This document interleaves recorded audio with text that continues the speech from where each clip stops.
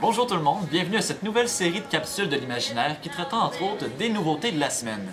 Alors aujourd'hui, je vous présente le jeu Kenjin de Nicolas Sato, dans lequel les joueurs vont interpréter des seigneurs du Japon féodal se livrant à une bataille sans merci. Si vous avez aimé ce mashup, bien, ce jeu de 2 à 4 joueurs d'environ 20 minutes est parfait pour vous. De plus, les belles illustrations et la qualité du matériel nous viennent du même dessinateur Niboun qui avait fait Zombie 15. Alors ici, on a le verso des cartes des clans Kamiwashi, Jozu, Yasai et Hondo.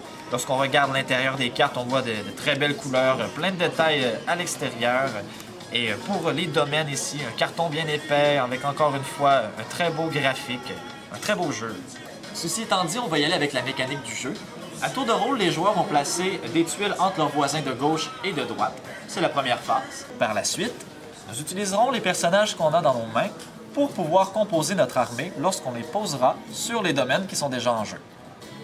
À chaque tour, on peut en placer 2 soit sur un même domaine ou sur 2 domaines différents, que ce soit à gauche ou à droite.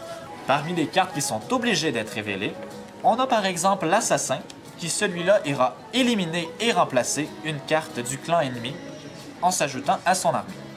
Ce n'est pas si grave de l'ajouter à l'armée ennemie puisqu'il a une faible valeur de combat de toute façon. Lorsque toutes les cartes auront été posées, nous révélerons celles toujours cachées et d'autres pouvoirs s'activeront, pouvant renverser le sort de la partie. Nous sommes maintenant rendus à compter les points, mais notez que pour l'exemple, on n'a utilisé qu'un seul domaine et cela doit obligatoirement être étendu à tous les domaines. Voici un exemple de ce à quoi pourrait ressembler la table de jeu à la fin de la partie. Sur chacun des domaines, nous allons regarder lequel des 2 clans aura le plus de force en faisant le somme des points. À noter qu'un personnage d'une force de 0 l'emportera tout de même s'il n'y a pas d'adversaire qui lui oppose.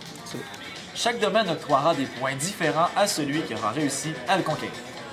Je vous invite grandement à venir essayer Kenjin gratuitement sur nos tables de jeu tous les premiers dimanches de chaque mois à la boutique Imaginaire.